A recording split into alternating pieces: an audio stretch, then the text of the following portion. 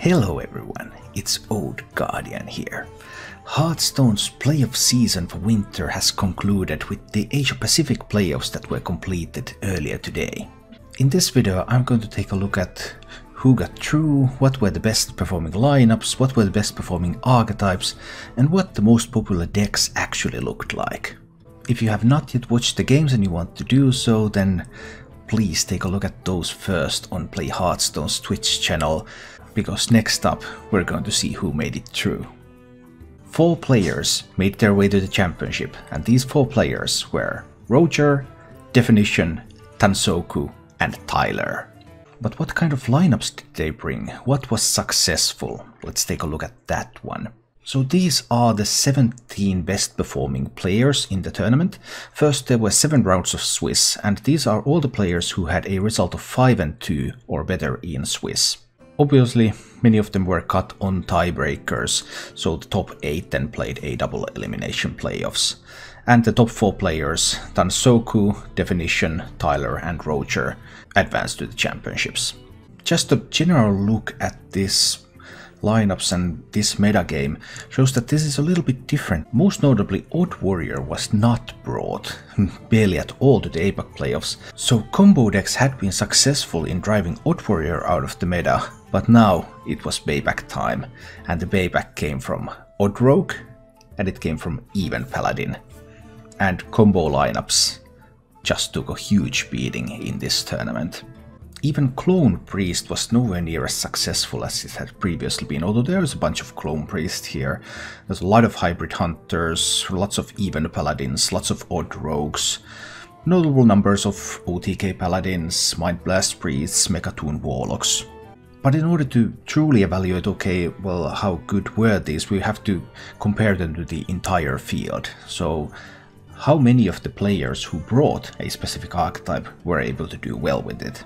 And that's what we're trying to capture with this table. So this shows you how many players made it to the top 4 with a specific archetype, how many players had a 5-2 record or better in the Swiss with a specific archetype, compared to how many players overall brought that archetype, as well as percentage of the players who brought a particular archetype that got a 5-2 record or better. 5-2 record or better was achieved by 22% of players.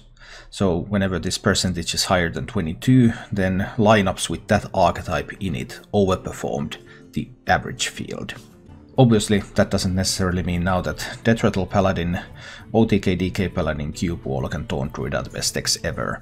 Yeah, it's pretty difficult to evaluate decks that are brought by just 1 or 2 players.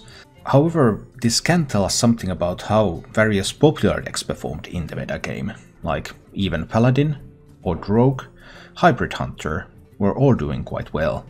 And when we compare to other popular decks, then we notice that Mind Blast Priest actually was also doing quite well, but then Mechatoon Warlock, OTK Wrath Paladin, Hakar Druid underperformed.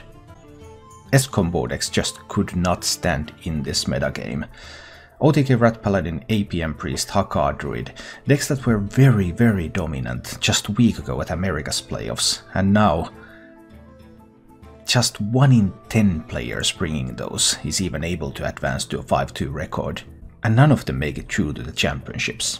So this playoff season, Europe, Americas, Asia Pacific, was really about bringing the lineup that fit the meta of your particular tournament and being 1 step ahead of the others. In Europe, we got the first sign that combo decks are doing really well, and Odd Warrior is doing poorly. In Americas, combo decks ruled, and the people who brought Odd Warrior had a very hard time. And now in Asia Pacific, combo decks were totally countered. So in this playoff season, perhaps even more than ever before, it was really a matter of what did you bring to the tournament. But what about the deck level itself?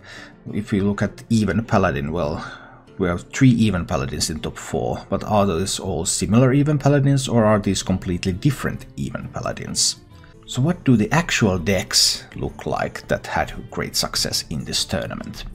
3 players qualified with Even Paladin in their lineups: Roger, Tansoku and Tyler, and these are the Even Paladin builds. I've used Hearthstone Top Decks' comparison feature to build these screens.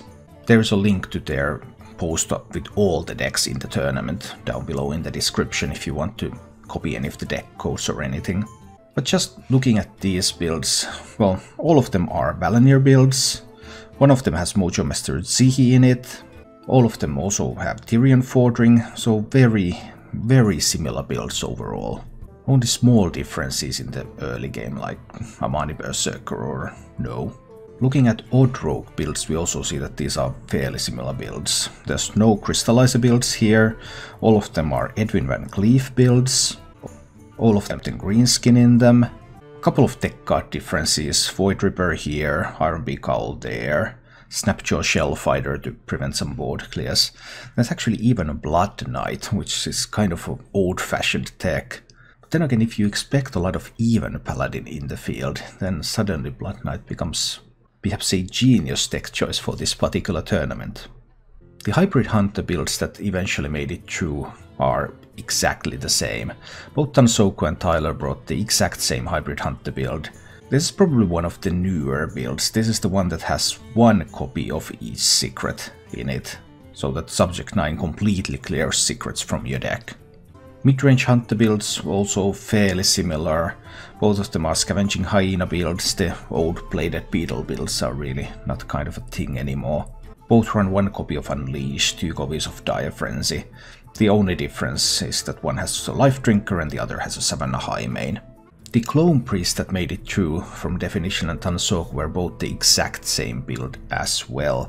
And what's interesting is that these were Gilded Gargoyle builds. Both of these were Gilded Gargoyle, Lyra, Witchwood Grizzly, Lich King, this more minion heavy build.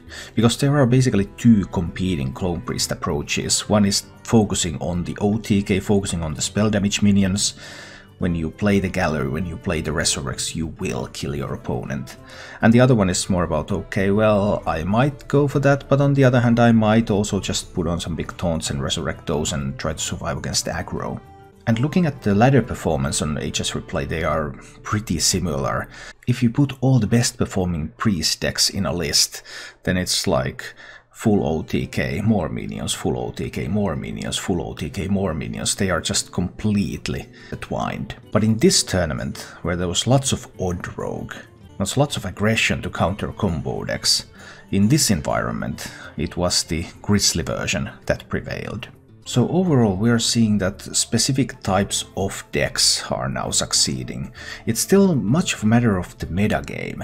So what are the archetypes that you need to bring in order to counter other archetypes that other people are bringing? But within that archetype there is a little bit more consensus now than there has been before. The deck lists are getting more refined. And the popular ones as presented here are also safe picks to grab and go to ladder.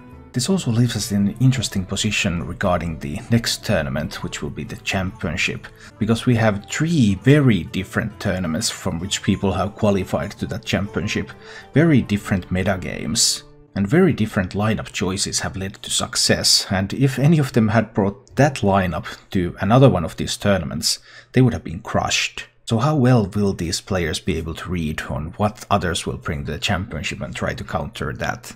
That will be interesting to see. Thank you for watching. If you enjoyed the show, please click the like button and subscribe to my channel for more.